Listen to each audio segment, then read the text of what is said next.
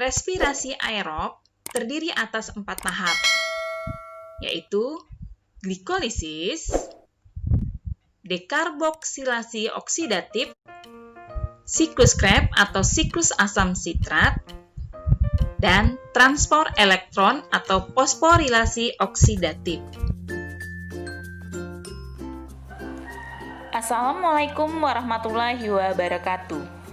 Hai sahabat belajar, apa kabarnya hari ini?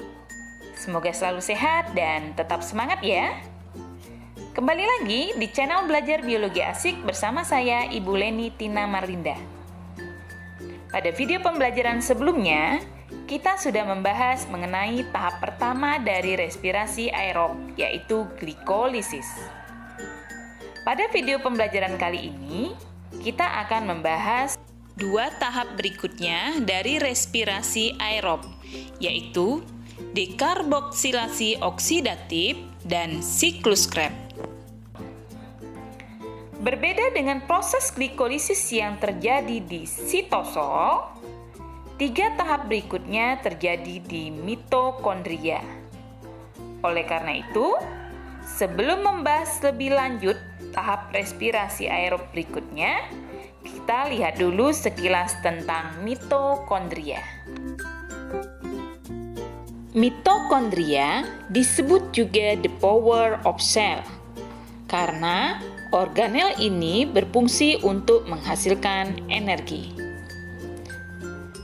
Mitokondria merupakan organel yang memiliki membran rangkap, yaitu outer membran atau membran luar, inner membran atau membran dalam, dan di antara membran luar dan membran dalam itu terdapat celah yang disebut dengan ruang intermembran.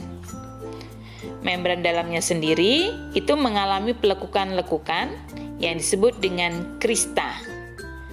Di bagian dalam dari krista itu ada cairan yang disebut dengan matrik. Ini yang berwarna biru ya. Di matrik inilah proses dekarboksilasi oksidatif dan siklus Krebs terjadi. Sementara tahap akhir dari respirasi aerob, yaitu sistem transfer elektron, terjadi di membran dalam mitokondria atau krista. Demikianlah sekilas tentang mitokondria. Kita langsung masuk saja ke tahap yang kedua dari respirasi aerob, yaitu dekarboksilasi oksidatif. Dekarboksilasi oksidatif atau DO disebut juga dengan reaksi antara, karena reaksi ini terjadi di antara glikolisis dan siklus Krebs. Proses ini terjadi di matrik mitokondria. Pada proses ini terjadi perubahan asam piruvat menjadi asetil-CoA. Jadi bahan dasar dari tahap kedua ini berasal dari proses glikolisis sebelumnya, yaitu berupa asam piruvat, senyawa yang memiliki 3 atom karbon, C3H4O3. Diubah menjadi asetil-CoA, yaitu senyawa yang memiliki 2 atom karbon. Proses pengubahan ini dibantu oleh koenzim A. Kemudian terjadi pelepasan 1 atom C dari asam piruvat dalam bentuk CO2, sehingga terjadi pengurangan atom C dari 3 menjadi 2. Kemudian pada proses ini juga dihasilkan NADH dari NAD+, sehingga hasilnya adalah 2 asetil-CoA. Dari mana? Ini kita lihat dari 1 molekul asam piruvat dihasilkan 1 molekul asetil-CoA. Karena dari proses glikolisis dihasilkan 2 asam piruvat, maka kita kalikan 2, jadi 2 asetil-CoA. Kalau ada 2 asam piruvat, maka dihasilkan juga 2 NADH dan 2 molekul CO2. Selanjutnya, asetil-CoA ini akan menjadi bahan dasar untuk tahap berikutnya dari proses respirasi aerob, yaitu siklus Krebs.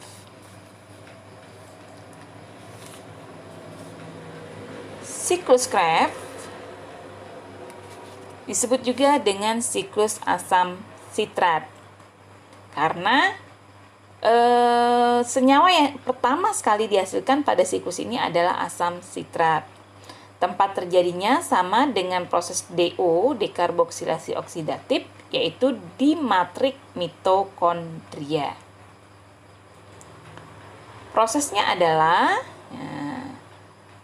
tadi dari proses sebelumnya, dekarboksilasi oksidatif dihasilkan asetil-CoA, yaitu senyawa yang memiliki 2 atom C. Asetil-CoA ini akan melepaskan CoA-nya, kemudian asetilnya ini akan berikatan dengan asam oksaloasetat, yaitu senyawa yang memiliki 4 atom C, membentuk asam sitrat. Di asam sitrat ini merupakan senyawa yang memiliki 6 atom C, 2 dari asetil-CoA dan 4-nya dari oksaloasetat. Jadi jumlahnya ada 6 atom C. Langkah berikutnya, asam sitrat ini akan mengalami perubahan isomer menjadi isositrat yang masih memiliki 6 atom C. Ini masih memiliki 6 atom C. Karena belum ada pelepasan atom karbon. Selanjutnya, isositrat akan diubah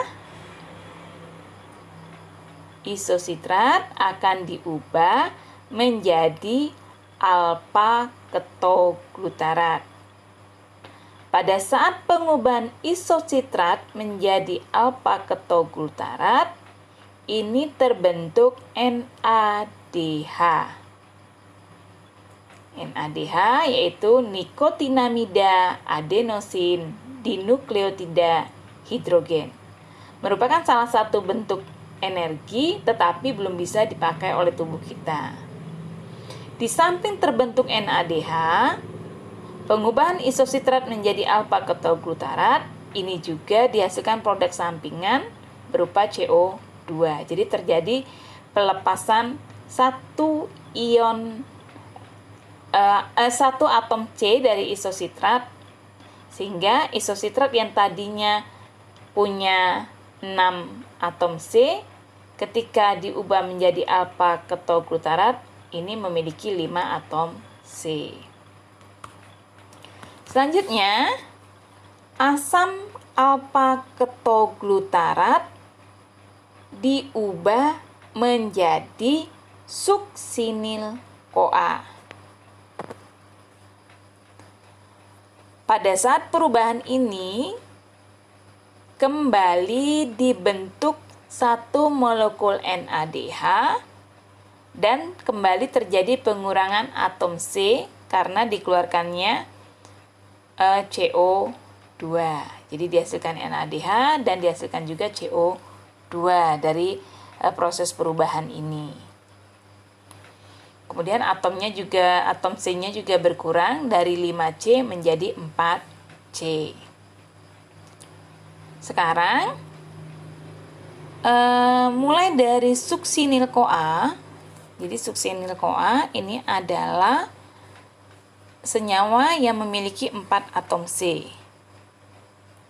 Kemudian oksaloasetat juga punya 4 atom C.